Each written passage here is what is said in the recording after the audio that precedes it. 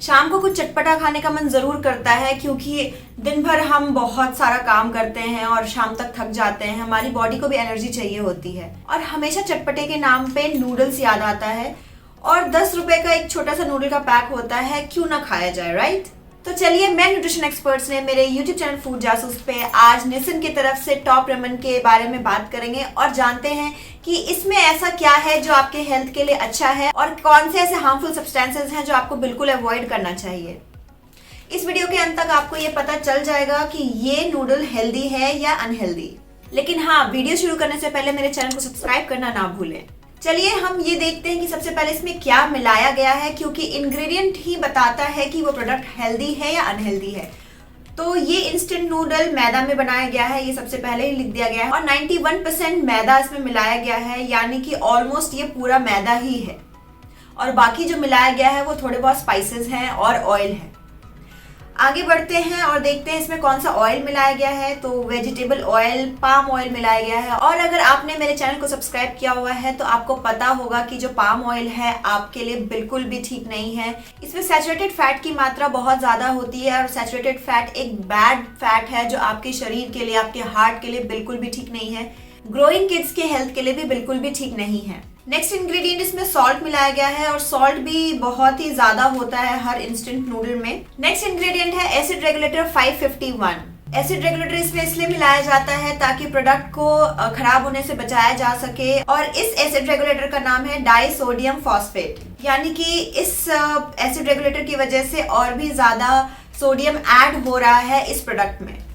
और अगर आप श्योर भी होना चाहते हैं कि जो मैं कह रही हूँ वो सही है या नहीं है तो आप इंटरनेट पे भी जाके देख सकते हैं। जो सोडियम है आपके शरीर के लिए बहुत ही ज्यादा हानिकारक होता है। आपका अगर सोडियम इंटेक ज्यादा है, 2000 mg से ज्यादा है, तो आगे चल के आपको कार्डियोवास्कुलर डिजीजेज यानी कि हार्ट रिलेटेड प्रॉब्लम होने के चांसेस बहुत ज्यादा बढ़ जाते हैं। तो बी केयरफुल जब भी नमक खाने की बात आए तो। नेक्स्ट जो एसिड रेगुलेटर मिलाया गया है वो है 500। एसिड रेगुलेटर 500 जो है बेकिंग सोडा है और ऑफ कोर्स बेकिंग सोडा में भी सोडियम होता है। तो एनी हाउ आप इसमें सारे इंग्रेडिएंट्स भी अगर देखेंगे तो सोडियम की मात्रा यहाँ पे ऐड होती जा रही है। स्पाइसेस की बात करें तो नॉर्मल स्पाइसेस जो मिलाए जाते हैं जैसे turmeric, coriander, cumin, red chili, ये सारी चीजें मिलाई गई हैं। और साथ में एक एंटीऑक्सीडेंट भी मिलाया गया है 319। एंटीऑक्सीडेंट 319 इसलिए भी स्पाइसेस में मिलाया गया है ताकि जो स्पाइसेस का फ्लेवर है वो खराब ना हो और जो स्पाइसेस का शेल्फ लाइफ है यानी कि उसको स्टोर करने का जो लाइफ है वो बढ़ सके। ये एंटीऑक्सीडेंट जिसको हम टर्शरी ब्यूटाइल हाइड्रोक्विनोन भी कहते हैं बहुत ही ज्यादा हानिकारक है हमारे शरीर के लिए। मैंने अपने पिछले वीडियोस में जो मैंने नूडल्स का किया है रिव्यू, उसमें मैंने इसके बारे में डिटेल में बताया है। अगर आपको इसके बारे में जानना है तो प्लीज आप मेरे यूट्यूब चैनल पे जाएं और दूसरी जो नूडल्स से रिलेटेड वीडियो है वो जरूर देखें। मसाले को थिकनेस देने के लिए इसमें थिकनर भी मिलाया गया है 412। ये जो थिकनर 412 है ये मसाले में थोड़ा सा थिकनेस देता है और थोड़ा टेक्सचर इम्प्रूव करता है। और 412 यानी कि स्टार्च है, यानी कि इसमें स्टार्च मिलाया गया है जो आपके शरीर के हानिकारक तो नहीं है, यानी कि कोई पॉइजन नहीं है ये। ऑफ कोर्स ये स्टार्च है, यानी कि अगर आप इसको खाते हैं बहुत ज्यादा मात्रा में अगर स्टार्च लेते हैं तो आपके शुगर लेवल को ये हाई करता है, विच इज नॉट गुड। लेकिन यहाँ पे आपको जो ये थिकनर मिलाया गया होगा आई एम श्योर 1 और 2 ग्राम्स मिलाया होगा, उससे ज्यादा नहीं होगा। तो यहाँ पे इस थिकनर का ऐसा कोई साइड इफेक्ट नहीं है अगर आप लेते हैं तो। स्पाइसेस में और भी चीज़ें मिलाई गई हैं जो नीचे लिस्ट डाउन किया गया है, जो आपके लिए बिल्कुल भी कोई प्रॉब्लमेटिक नहीं है, आप आराम से खा सकते हैं। इसमें हाइड्रोलाइज्ड वेजिटेबल प्रोटीन भी मिलाया गया है जो सोया से मिलाया गया है। ये जो हाइड्रोलाइज्ड वेजिटेबल प्रोटीन है यहाँ पे कोई ऐसा प्रोटीन रिक्वायरमेंट पूरा करने के लिए नहीं डाला गया है, एक फ्लेवर आता है अगर इस इंग्रेडिएंट को यहाँ डालते हैं तो। मसालों में भी ऑलरेडी बहुत सारी चीज़ें मिलाई गई हैं जो ऑलरेडी मैंने आपको एक्सप्लेन कर दिया है, जैसे कि मैदा, पाम ऑयल के बारे में, एसिड रेगुलेटर्स एंड सॉल्ट, ये सब चीज़ें मिलाई गई हैं। सबसे ज़्यादा जो बड़ा पॉइंट मैं लेने वाली थी वो था फ्लेवर एनहांसर्स के लिए, और मैं देखना चाह रही थी कि यहाँ पे कहीं मोनोसोडियम ग्लूटामेट तो नहीं मिलाया गया है। मोनोसोडियम ग्लूटामेट यानी कि अजीनोमोटो जिसको बोलते हैं वो।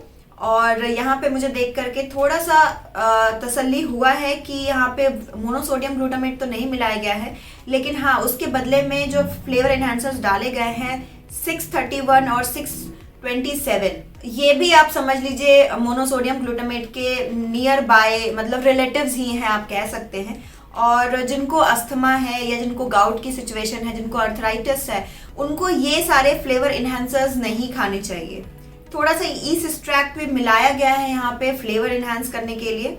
तो मैं ये कहूँगी किसी भी तरह का फ्लेवर इन्हांसर हो वो कभी भी अच्छा नहीं होता है अनटिल और अनलेस वो कुछ नेचुरल रिसोर्सेज से ना हो, और हेल्दी रिसोर्स होना चाहिए। और हर नेचुरल चीज़ हेल्दी नहीं होती है, ये आपको ध्यान में रखना चाहिए। लास्ट में जो मिलाया गया है एसिड रेगुलेटर 330 है।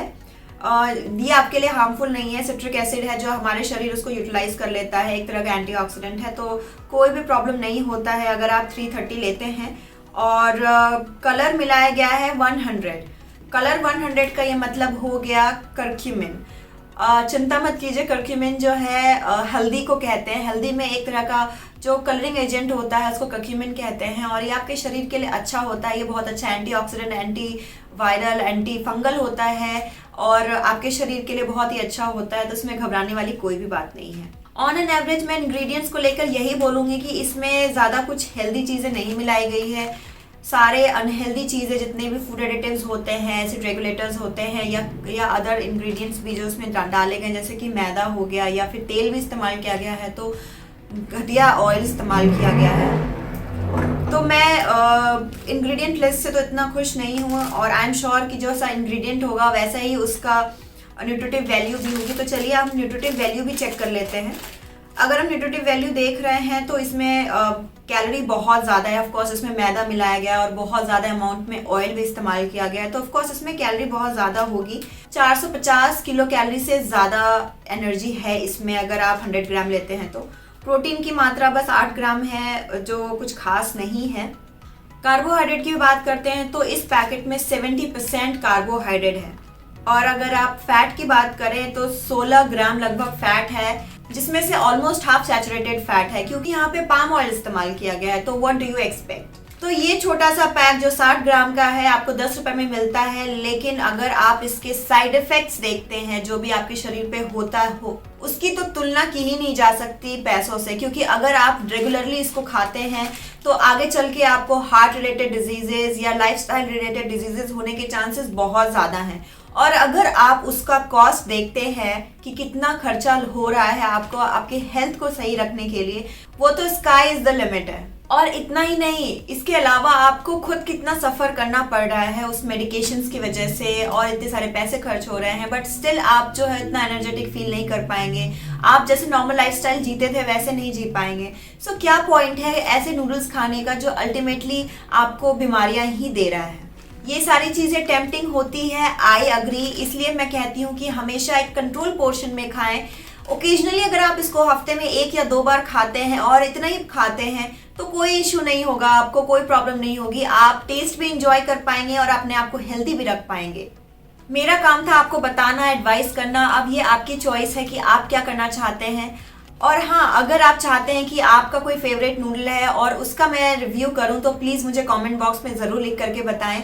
मेरे चैनल को सब्सक्राइब करें, बेल आइकन ज़रूर दबाएं, मेरे वीडियोस को लाइक करें। कल फिर आऊँगी एक नई वीडियो के साथ। और हाँ, अगर आप चाहते हैं कि फूड जासूस को आप इंस्टाग्राम, ट्विटर और फेसबुक पे फॉलो करें तो आप वो भी कर सकते हैं। Stay healthy, stay tuned on food जासूस।